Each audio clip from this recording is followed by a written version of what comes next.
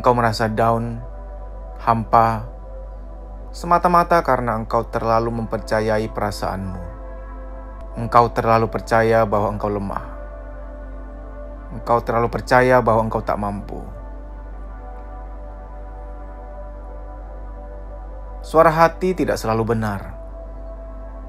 Hati yang seperti apa dulu yang patut engkau percayai? Hati yang terpengaruh oleh lingkungan. Hati yang terpengaruh oleh suara-suara yang melemahkan. Hati yang masih terluka. Hati yang masih banyak kepahitan tentu saja tidak bisa dipercayai. Engkau tidak diciptakan untuk kalah dalam penderitaan.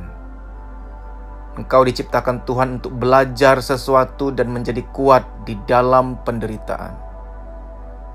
Itu adalah takdirmu.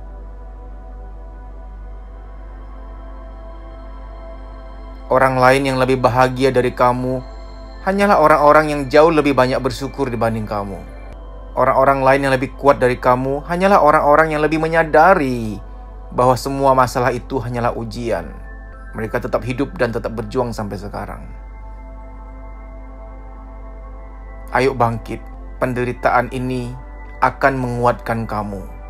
Bahwa kamu sekarang merasa lemah, siapa yang gak pernah merasa lemah? Namun kelemahan itu membuat aku berhenti sejenak untuk menyadari bahwa aku akan menjadi kuat setelah ini. Jiwamu tidak diciptakan untuk kalah dengan penderitaan. Jiwamu yang Tuhan ciptakan itu lebih kuat, lebih hebat daripada semua masalah yang akan mampir dalam hidupmu. Produk ciptaan Tuhan tidak bisa diragukan kualitasnya. Jangan pernah meragukan kualitasmu. Engkau ciptaan Tuhan. Batinmu itu ciptaan Tuhan. Tuhan tidak pernah menciptakan produk gagal. Ketegaranmu, kemuliaanmu. Engkau itu mulia bila engkau tetap meyakini bahwa engkau ditopang oleh suatu kekuatan yang sangat besar. Sampai kapanpun, masalah-masalahmu itu tidak pernah lebih besar dibanding amanat yang Tuhan titipkan kepadamu. Bahwa engkau harus bermanfaat bagi banyak orang. Bahwa engkau harus membahagiakan keluargamu. Tidak ada yang tidak mungkin. Tuhan Maha Besar. Sekarang persoalannya, kebesaran Tuhan itu apakah ada di batinmu? Ada enggak? Itu yang harus kamu jawab. Begitu engkau jawab, ya, Tuhan yang Maha Besar. Dan kebesarannya itu ada di batinku sekarang. Engkau hanya cukup mengakuinya. Tuhan itu sudah Maha Besar di alam semesta. Sekarang persoalannya, apakah di hatimu Tuhan juga sedemikian terasanya? Apakah di hatimu juga terasa Tuhan Maha Besar? Begitu di hatimu, sebagaimana di alam semesta, merasakan Tuhan Maha Besar. Mendadak kamu melihat, merasakan persoalan yang ada, penderitaan yang ada itu kayak kecil. Gatal-gatal doang, geli-geli doang. Ujaran ini disampaikan oleh seseorang yang dihancurkan nama baiknya. Namun itu tidak membunuhku. Itu membuat aku lebih mengenal kebesaran Tuhan. Ada kekuatan yang jauh lebih besar. Ada tujuan, ada takdir yang jauh lebih besar. Lebih mulia, lebih indah dibanding semua kejatuhan itu. Tak akan ada seorang pun yang bisa menjatuhkan engkau sepanjang kamu tahu bahwa Tuhan punya tujuan yang indah untuk kamu. Dan keindahan itu sangat luar biasa. Suatu saat nanti ketika keindahan itu datang, membuat kamu tak sanggup mengingat masa lalu kamu. Kalaupun ingat hanya memorinya saja, tapi rasanya tidak bisa kamu ingat. Karena rasa sedih itu, rasa terpuruk itu, rasa kecewa itu hilang. Karena telah berganti dengan keindahan saat ini. Ingat baik-baik, ini takdirmu. Akan tiba saatnya. Suatu masa depan yang indah. Kebahagiaan yang luar biasa. Bahkan jutaan rasa syukur keluar dari mulutmu tidak mampu mewakili rasa syukur yang sesungguhnya di hatimu. Bahkan ketika temanmu meminta engkau ingat akan masa lalumu yang kelam ini, Engkau hanya mampu mengingat secerca memori visualnya, tapi memori rasanya engkau tak sanggup merasakan. Karena saking bahagianya sudah ketimpa dengan kebahagiaan yang luar biasa. Tidak ada kesabaran yang sia-sia. Tidak ada kepercayaan akan kebesaran Tuhan yang sia-sia. Tetaplah tegar. Orang-orang yang bangkit dari keterpurukan, orang-orang yang kemudian jadi pahlawan bagi orang lain setelah dia terpuruk, itu nyata, bukan dalam mitologi. Tetaplah kuat. Suara ini, ujaran ini, bukan suara yang palsu, bukan ujaran yang palsu. Suara yang sudah melaluinya. Pernah merintih? Pernah. Pernah bersedih? Pernah. Namun suara ini berasal dari batin yang tidak pernah meragukan kebesaran Tuhan sama sekali. Sehingga suara ini masih lestari, masih ada sampai sekarang.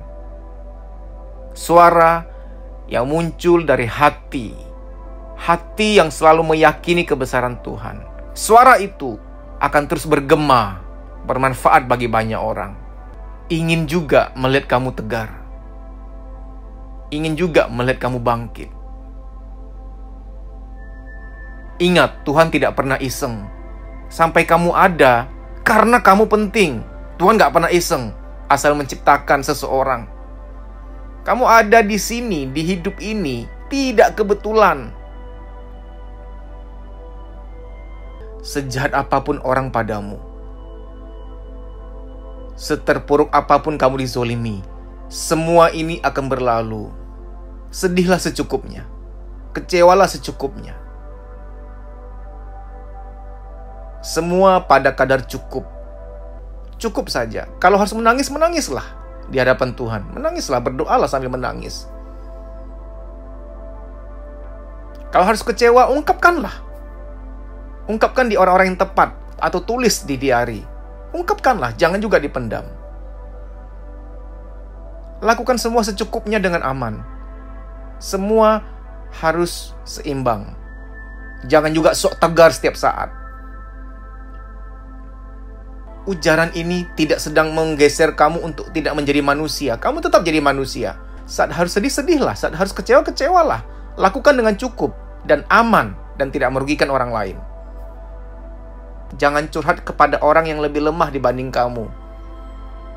Jangan kelihatan lemah kepada orang-orang yang harusnya kamu peluk, kamu sayangi, kamu kuatkan. Ayah ibumu misalkan.